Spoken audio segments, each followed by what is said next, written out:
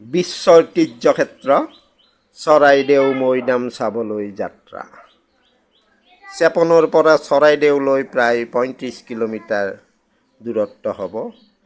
এতিয়া চেপনৰ ফালৰ পৰা আমাৰ গাড়ী চাহ বাগানৰ মাজে মাজে আগবাঢ়িছে চৰাইদেউলৈ।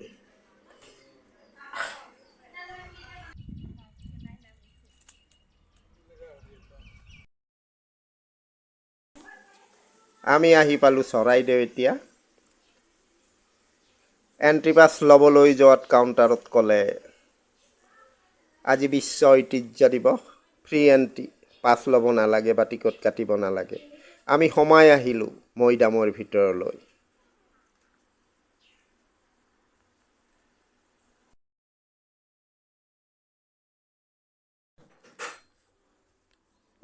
এপ্ৰিল বিশ্ব ঐতিহ্য দিৱস বাবে সকলোৰে বাবে এণ্ট্ৰি ফ্ৰী কৰি দিয়ে।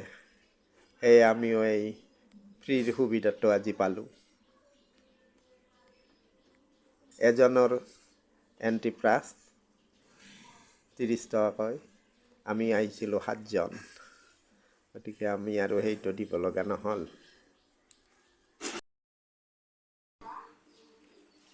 পূৰ্বপুৰুষৰ উপাসনা, মেডাম মেফি আৰু তৰ্পণ চৰাইদেউত আৰম্ভ কৰিছিল চুকাফাই। এই 600 বছৰীয়া টাই ৰাজকীয় পৰম্পৰা আজিও বছৰেকীয়া অনুষ্ঠান হিচাপে চৰাইদেউত অনুষ্ঠিত হৈ আছে। তৰ্পণ অথবা আহুতি আহোম ৰজাক শ্ৰদ্ধা জনাবলৈ চৰাইদেউ মৈদাম ক্ষেত্ৰত অনুষ্ঠিত কৰা হয়।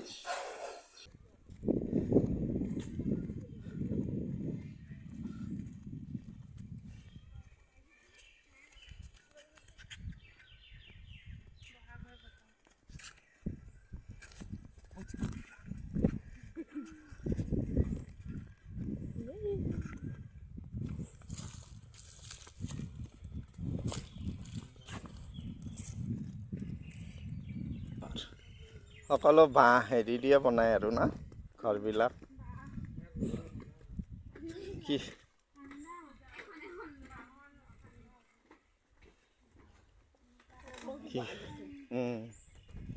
চব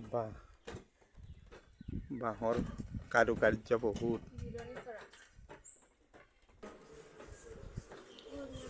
মৈদামৰ ভিতৰত এনেকুৱা বহুত জিৰণি ঘৰ বনোৱা আছে। তাত মানুহে ঘূৰি পকি আহি জিৰাব পাৰে। খুব শীতল পৰিৱেশ ভিতৰত, বিভিন্ন গছ গছনিৰে ভৰপূৰ হৈ আছে। খুব শীতল, ভাল লাগে।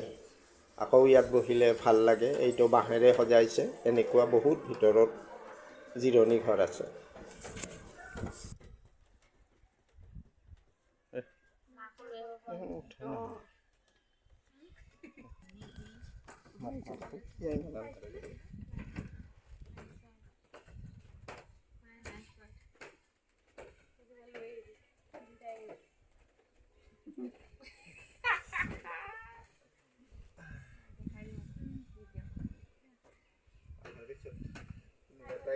বেয়া লাগে ন, ইমান ধুনীয়া ঠাইত ন।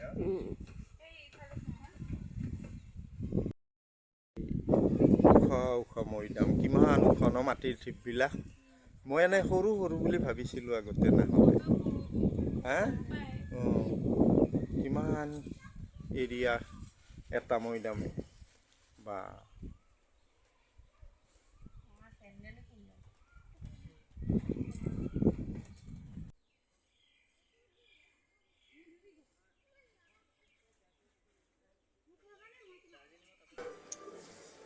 এই যে দেখাই আছোঁ এই বস্তুখিনি, এইখিনি এক্সিবিশ্যন। ইয়াতে গোটেই মৈদামৰ এই ভিতৰৰ হেৰিখিনি ধুনীয়াকৈ সন্নিৱিষ্ট কৰি আঁৰি থৈ দিছে।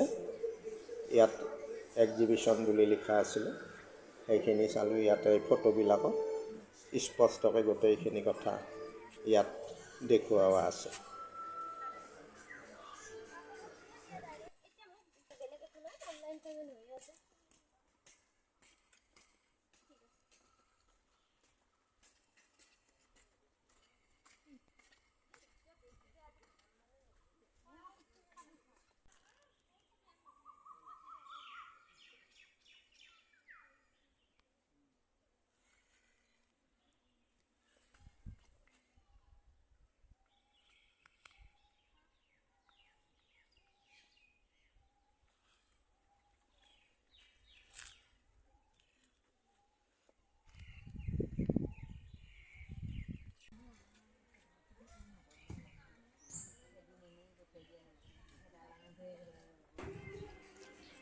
আহোম স্বৰ্গদেউ চাওলুং চুকাফা এডাল গছত কি সুন্দৰকৈ অংকন কৰিছে চাওকচোন শিল্পীয়ে। দেখি কিবা ভাল লাগি গ'ল। চাওলুং চুকাফা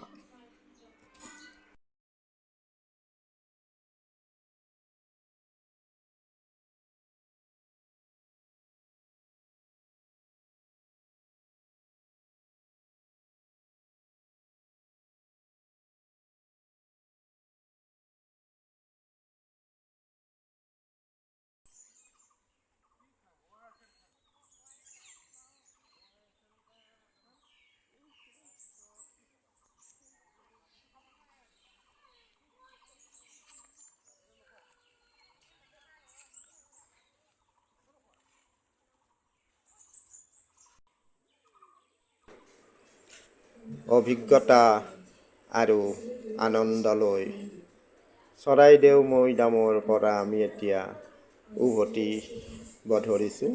মানে এতিয়া আমি মৈদামৰ পৰা ওলাই আহিব ধৰিছোঁ।